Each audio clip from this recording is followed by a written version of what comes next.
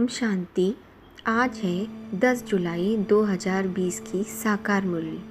मीठे बच्चे, तुम इस समय पढ़ाई से अपने सुखधाम जाते हो, वाया शांति धाम।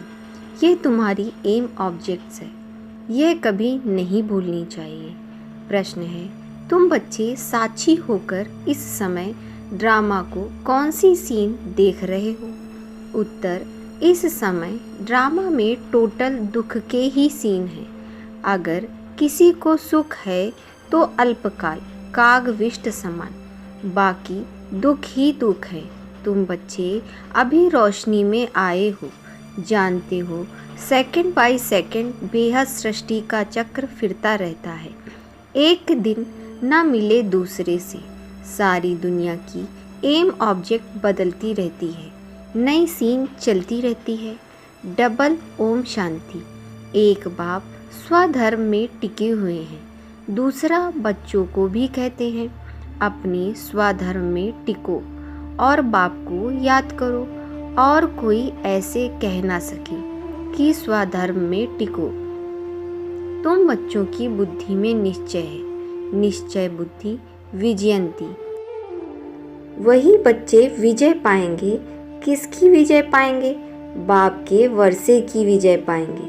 स्वर्ग में जाना यह है बाप के वर्षे की विजय पाना, बाकी है पद के लिए पुरुषार्थ। स्वर्ग में जाना तो जरूर है। बच्चे जानते हैं यह छीछी दुनिया है, बहुत अथाह दुख आने वाले हैं। ड्रामा के चक्र को भी तुम जानते हो, अनेक बार बाबा आया हुआ है पावन बनाए सभी आत्माओं को मच्छर सदृश ले जाने, फिर खुद भी निर्वाण धाम में जाकर निवास करेंगे।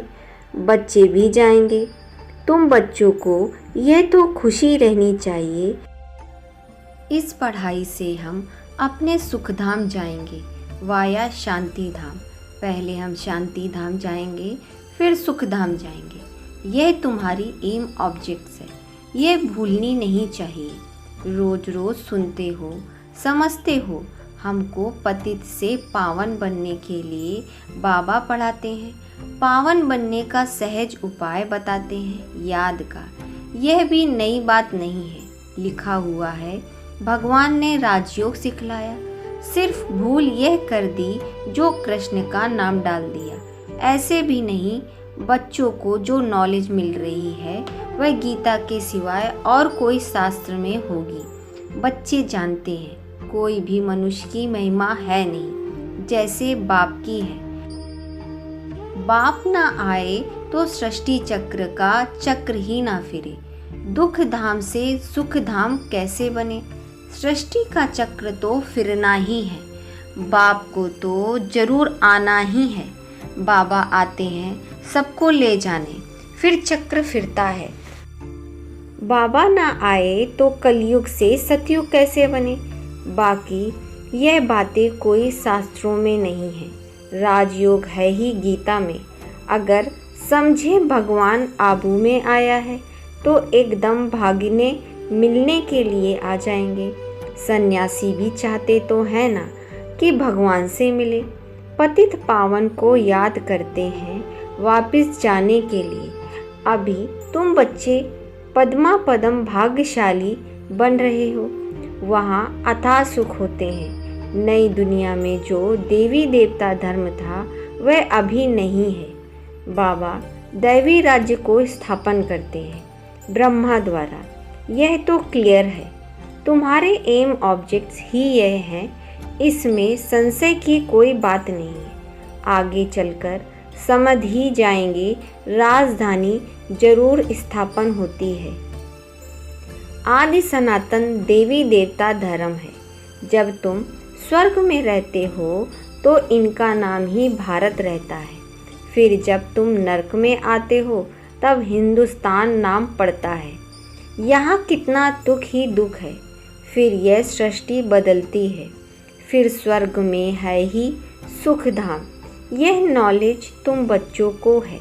दुनिया में मनुष्य कुछ भी नहीं जानते हैं। बाबा खुद कहते हैं अभी है अंधियारी रात, रात में मनुष्य धक्के खाते रहते हैं। तुम बच्चे रोशनी में हो, यह भी साक्षी हो बुद्धि में धारण करना है। सेकंड बाय सेकंड बेहद सृष्टि का चक्र फिरता रहता है। एक दिन ना मिले दूसरे से, सारी दुनिया की एक्ट बदलती रहती है, नई सीन चलती रहती है। इस समय टोटल है दुख के सीन। अगर सुख है तो भी कागविष्टा समान है, बाकी दुख ही दुख हैं। इस जन्म में करके सुख होगा, फिर दूसरे जन्म में दुख होगा। अब तुम बच्चों की बुद्धि में यह रहता है, अभी हम जाते हैं अपने घर, इसमें मेहनत करनी है, पावन बनने की। श्री श्री ने श्रीमत दी है, श्री लक्ष्मी नारायण बनने की। बैरिस्टर मत देंगे, बैरिस्टर भव। अब बाप भी कहते हैं श्रीमत से यह बनो। अपने से पूछना चाहिए, मेरे में कोई अवगुण तो नहीं है। इस समय गाते भी हैं, मुझ निर्गुण हारे में कोई गुण नाही। आप ही तरस परोही, तरस अर्थात रहम। बाबा कहते हैं, बच्चे मैं तो किसी पर रहम करता ही नहीं हूँ। रहम तो हर एक को अपने ऊपर करना है। यह ड्रामा बना हुआ है। बेरहमी रावण तुमको दुख में ले जाते हैं, यह भी ड्रामा में नूंद है। इसमें रावण का कोई दोष नहीं है। बाप आकर सिर्फ राय देते हैं, यही उनका रहम है। बाकी यह रावण राज्य तो फिर भी चलेगा। ड्रामा अनादि है, ना रावण का दोष है ना मनुष्यों का दोष है। चक्र को फिरना ही है। रावण से छुड़ाने के लिए बाप युक्तियां बताते रहते हैं। रावण मत पर तुम कितना पाप आत्माएं बने हो। अभी पुरानी दुनिया है, फिर जरूर नई दुनिया आएगी। चक्र तो फिरेगा ना। सतयुग को फिर जरूर आना है। अभी है संगम युग। महाभारत लड़ाई भी इस समय की है। विनाश काले विपरीत बुद्धि, यह होने का है। और हम विजयंती स्वर्ग के मालिक होंगे, बाकी सब होंगे ही नहीं, यह भी समझते हो। पवित्र होए बगैर देवता बनना मुश्किल है। अब बाप से श्रीमत मिलती है श्रेष्ठ देवता बनने की।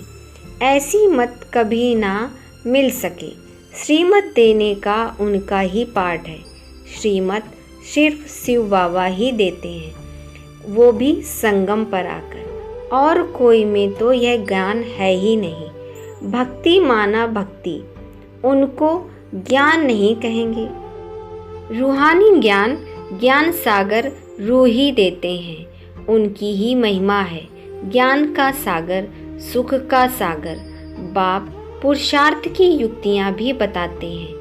यह ख्याल रहना चाहिए कि अभी फेल हुए तो कल्प कल्पांतर फेल होते रहेंगे, बहुत चोटें लग जाएंगी। श्रीमत पर ना चलने से चोट लग जाती है। ब्राह्मणों का झाड़ बढ़ना भी जरूर है, इतना ही बढ़ेगा जितना देवताओं का झाड़ है।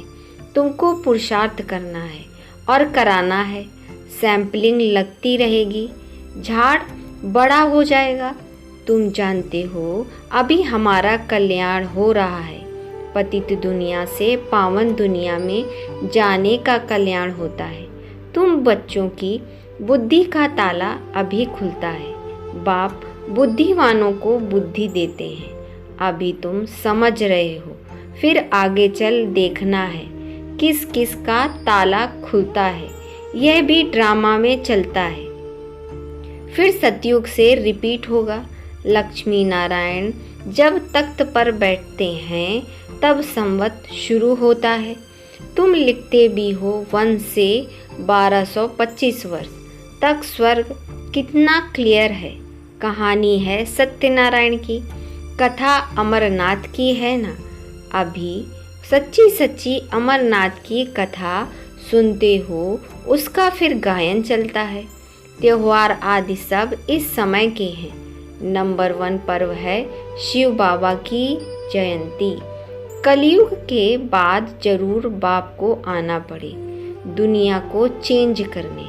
चित्रों को कोई अच्छी रीति से देखे, कितना पूरा हिसाब बना हुआ है। तुमको यह खातिरी है, जितना कल्प पहले पुरुषार्थ किया है उतना जरूर करेंगे। साक्षी हो, औरों को भी देखेंगे, अपने पुरुषार्थ को भी जानते हैं, तुम भी जानते हो। स्टूडेंट अपनी पढ़ाई को नहीं जानते होंगे, दिल खाएगी जरूर कि हम इस सब्जेक्ट में बहुत कच्चे हैं, फिर नापास हो जाते हैं। इम्तिहान के टाइम तो कच्चे होंगे, उनकी दिल धड़कती रहेगी। तुम बच्चे भी साक्षात्कार करेंगे, परंतु नापास तो हो ही गए तो क्या कर सकते हैं। स्कूल में नापास होते हैं तो संबंधी भी नाराज होते हैं, टीचर भी नाराज होता है। कहेंगे हमारे स्कूल से कम पास हुए तो समझा जाएगा कि टीचर अच्छा नहीं था, इसीलिए कम पास हुए। बाबा भी जानते हैं सेंटर्स पर कौन कौन अच्छी टीचर है और कैसे पढ़ाती हैं, कौन कौन अच्छी रीति पढ़ाकर ले जाती हैं, सब मालूम पड़ता है। बाबा कहते हैं बादलों को लाना है, छोटे बच्चों को ले आएंगे तो उसमें मोह रहेगा।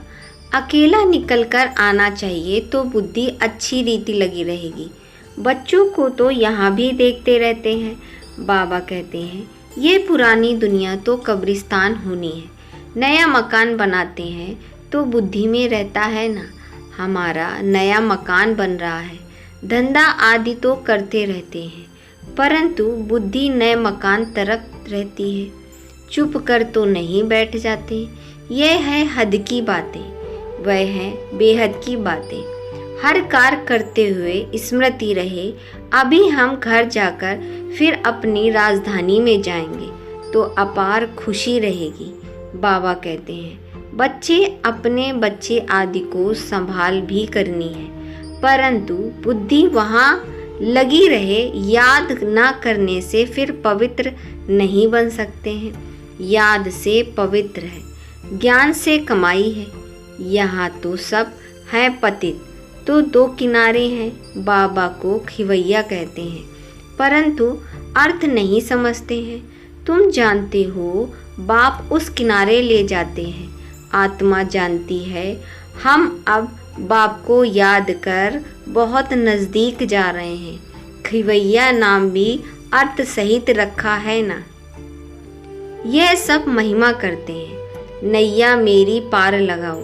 सतयुग में ऐसे कहेंगे क्या, कलयुग में ही पुकारते हैं। तुम बच्चे जानते हो बेसमझ को तो यहाँ आना ही नहीं है। बाप की सख्त मना है, निश्चय नहीं तो कभी नहीं लेकर आना चाहिए।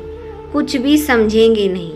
पहले तो 7 रोज का कोर्स दो, कोई को तो 2 रोज में भी तीर लग जाता है। अच्छा लग गया तो फिर छोड़ेंगे थोड़े ही, कहेंगे हम 7 रोज और भी सीखेंगे। तुम झट समझ जाएंगे यह इस कुल का है। तेज बुद्धि जो होंगे वह कोई बात की परवाह नहीं करेंगे। अच्छा एक नौकरी छूट जाएगी, दूसरी मिलेगी। बच्चे दिल वाले जो होते हैं उनकी नौकरी आदि छूटती ही नहीं है, खुद ही वंडर खाते हैं। बच्चियां कहती हैं हमारे पति की बुद्धि फेरो। बाबा कहते हैं मुझे मत कहो, तुम योग बल में रह फिर बैठ ज्ञान समझाओ। बाबा थोड़ी ही बुद्धि को फेरेंगे, फिर तो सभी ऐसे धंधे करते रहेंगे। जो रस्म निकलती है उनको पकड़ लेते हैं। कोई गुरु से किसी को फ़ायदा हुआ सुना तो बस उसके पीछे पड़ जाते हैं। नई आत्मा आती है तो उनकी महिमा तो निकलेगी ना, फिर बहुत फॉलोवर्स बन पड़ते हैं। इसलिए इन सब बातों को देखना नहीं है, तुमको देखना है अपने को।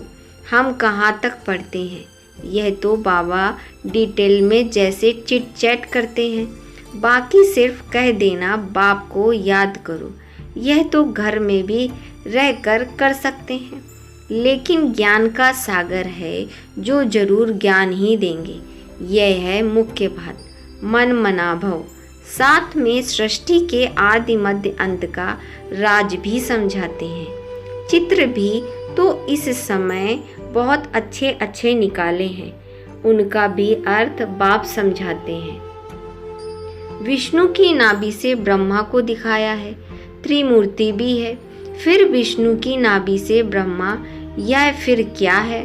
बाप बैठ समझाते हैं, यह राइट है, यह रॉन्ग है। मनोमय चित्र भी ढेर बनाते हैं ना। कोई कोई शास्त्रों में चक्र भी दिखाया जाता है, परंतु कोई ने कितनी आयु लिख दी, कोई ने कितनी, अनेक मत है। शास्त्रों में हद की बातें लिख दी, बाप बेहद की बातें समझाते हैं कि सारी दुनिया में है रावण राज, यह तुम्हारी बुद्धि में है ज्ञान। हम कैसे पतित बने और फिर कैसे पावन बनते हैं। पीछे फिर और धर्म आते हैं, अनेक वैरायटी, एक ना मिले दूसरे से। एक जैसे फीचर्स वाले दो हो ना सके। यह बना बनाया खेल है जो रिपीट होता रहता है। बाप बच्चों को बैठ समझाते हैं, टाइम थोड़ा होता जाता है, अपनी जांच करो, हम कहाँ तक खुशी में रहते हैं। हमको कोई विकर्म नहीं करना है, तूफान तो आएंगे। बाप समझाते हैं, बच्चे अंतर्मुख होकर अपना चार्ट रखो तो जो भूलें होती हैं उनका पश्चाताप कर सकेंगे। यह जैसे योग बल से अपने को माफ़ करते हो। बाबा कोई क्षमा या माफ़ नहीं करते हैं। ड्रामा में क्षमा अक्षर ही नहीं है, तुमको अपनी मेहनत करनी है। पापों का दंड मनुष्य खुद ही भोगते हैं, क्षमा की बात ही नहीं। बाबा कहते हैं हर बात में मेहनत करो। बाप बैठ युक्ति बताते हैं आत्माओं को। बाप को बुलाते ही पुराने रावण के देश में आओ, हम पतितों को आकर पावन बनाओ। परंतु मनुष्य समझते नहीं है, वह है आसुरी संप्रदाय। तुम हो ब्राह्मण संप्रदाय, दैवी संप्रदाय बन रहे हो। पुरुषार्थ भी बच्चे नंबरवार करते हैं, फिर कह देते हैं इनकी तकदीर में इतना ही है, अपना टाइम वेस्ट करते हैं। जन्म जन्मांतर कल्प कल्पांतर ऊंच पद पा नहीं सकेंगे। अपने को घाटा नहीं डालना चाहिए, क्योंकि अभी जमा होता है, फिर घाटे में चले जाते हो। रावण राज में कितना घाटा होता है। अच्छा, मीठे मीठे सिकिलते बच्चों प्रति माता पिता बाप दादा का याद प्यार गुड मॉर्निंग। रूहानी बाप की रूहानी बच्चों को नमस्ते। हम रूहानी बच्चों की रूहानी बाप दादा को याद प्यार गुड मॉर्निंग नमस्ते।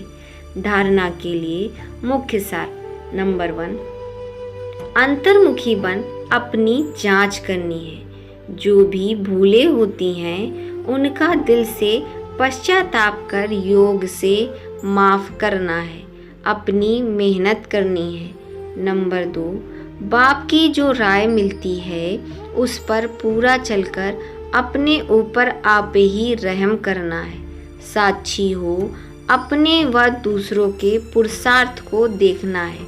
कभी भी अपने आप को घाटा नहीं डालना है। वरदान है निरंतर याद द्वारा अविनाशी कमाई जमा करने वाले सर्व खजानों के अधिकारी भव। निरंतर याद द्वारा हर कदम में कमाई जमा करते रहो तो सुख, शांति, आनंद, प्रेम, इन सब खजानों के अधिकार का अनुभव करते रहेंगे। कोई कष्ट अनुभव नहीं होंगे। संगम पर ब्राह्मणों को कोई कष्ट हो नहीं सकता। यदि कोई कष्ट आता भी है तो बाप की याद दिलाने के लिए। जैसे गुलाब के पुष्प के साथ कांटा उनके बचाव का साधन होता है, वैसे ये तकलीफ़ें और ही बाप को याद दिलाने के निमित्त बनाती हैं। स्लोगन है, स्नेह रूप का अनुभव तो सुनते हो, अब शांति रूप का अनुभव सुनाओ। अच्छा, ओम शांति।